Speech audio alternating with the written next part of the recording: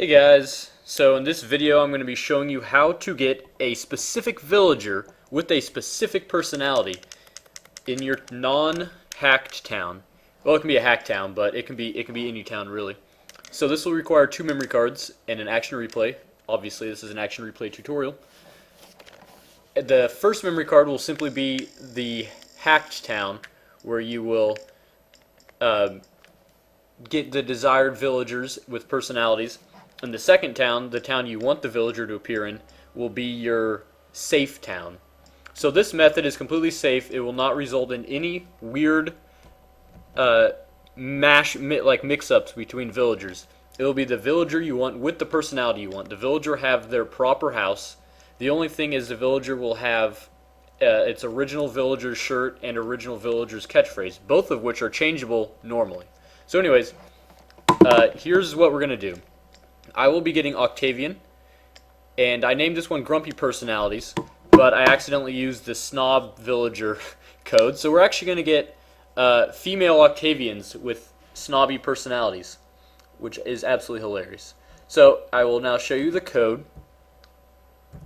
So that right there is GC Encrypt. It has the unencrypted values on the left. These first two lines will change every villager in your town to this 2-digit hexadecimal value right there, and that 86 represents Octavian. These next 6 lines of code will change the first 6 villagers' personalities to whatever this personality value is. 05, in this case that is snobby personality, not grumpy personality. So after you encrypt it, you can type in the code, and then you can see right here I've already typed them in for our convenience. Now we will just simply load Animal Crossing up, open the lid. So now when we load our town, there should be a bunch of Octavians, all with the same personality. Cross our fingers, make sure, or hopefully nothing goes wrong. But anyways, my method for doing this is using 2 memory cards, and as I explained, this will be the hacked memory card. So the idea is to travel from this first memory card to the second memory card, and then through traveling with the train, you're guaranteed to move one villager to another town as long as that second town has an empty villager spot. This is also true vice versa. So first, let's go verify all these female Octavians.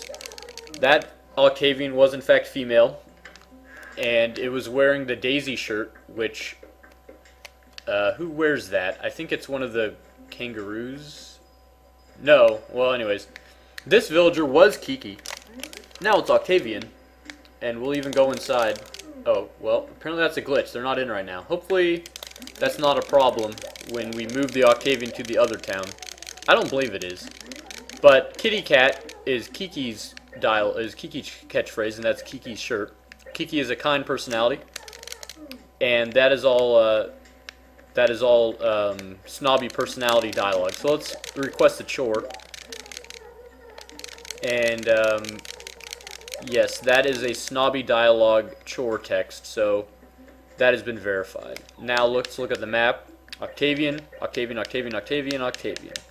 Great. All Octavians. So now what we're going to do is we're actually going to save and quit, and that will, and then we'll turn off the GameCube, and that will normalize the Animal Crossing data to not have the action replay code running in the background. That way, when we travel from one town to another, there's no looming code that could cause any sort of glitches. It's not, I don't think it's necessary, but it's definitely the safest way to do this. So we'll take out the action replay, and I guess we'll go ahead and put in the second memory card for the town we would like to put Octavian in. Okay, load up the GameCube. So I'll take a moment to explain how villager movement works. First of all, every town starts off with 6 personalities and 6 characters. So there's 6 personalities total. One character has a personality each for the starting town, and then as you travel from town to town, you will transfer villagers. So if you travel from one town to another, like I explained earlier, it will guarantee transfer a villager from one to the other. As long as they're all Octavians with the same personality, you're guaranteed to get an Octavian in the other town with that personality. But in the other town, let's say we want to get rid of a villager, we'll have to do the same process. We'll travel from the desired town to the hacked town, or any other town for that matter, and it will transfer one of the villagers we don't want. So in order to get all the villagers you desire in one town, you sort of have to do an iterative process to get rid of the initial 6. But after that, then you can control them.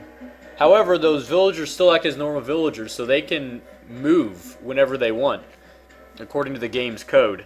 So that's something you have to take into consideration, that they're still not permanent, but you can get them right back with the same method again. So no matter what, you can control the villagers with the desired personalities in your town. This may seem like a tedious process, but it's not too bad. You can first make an initial code for the 6 different personalities for the first 6 villagers, and then once those are ready, you can simply activate them whenever you want. And then you'll make just a new 3-line set of code for each villager, which isn't terrible. And there's actually another little shortcut in there, but it doesn't save that much time, so I'm not going to really talk about it. And then from there, you can just do 1 villager at a time. So in this hack town, you have to make sure you have 6 villagers every time you do this method. So you can either get a 3rd memory card and keep transferring villagers over from that memory card, or you can simply time travel in the hack town until a new villager moves in and you have 6. And that's basically the idea. It's not too complex, and it's guaranteed a very safe method of getting a villager to a town. So when you travel this town, the villager won't be there yet. You have to travel back, and then you'll notice one of your villagers is gone. So we'll simply get back onto the train. Yeah, I did just get here, Porter.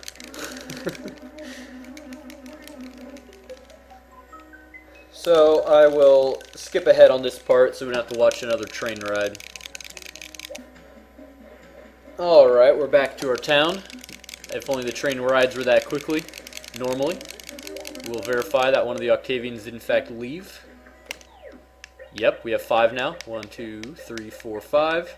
All Octavians. So yes, 1 did in fact leave. We'll now save in this town, and then load up the other town to verify this villager transaction. Alright, we're loading up the town now, and we will check the map to verify we did in fact get Octavian. Oh, we have to deal with Rosie. Alright, now that's over with. Octavian, yes. Where? There you. Oh, that was easy. Right there. Nice tutorial. Hey, don't you dare go inside. Alright. Octavian's house. Actually, that'll demonstrate a perfect showcasing of Octavian's house. Yep, this is in fact Octavian's house. And look at that. Snooty personality and everything. Just as we wanted. Oh, well, apparently they give you the dialogue. Amazing! I forgot that existed. Let's ask for a job. Oh, yep, that's a snooty personality. Alright, there we are, guys. Thanks for watching, and I will put the codes in the description.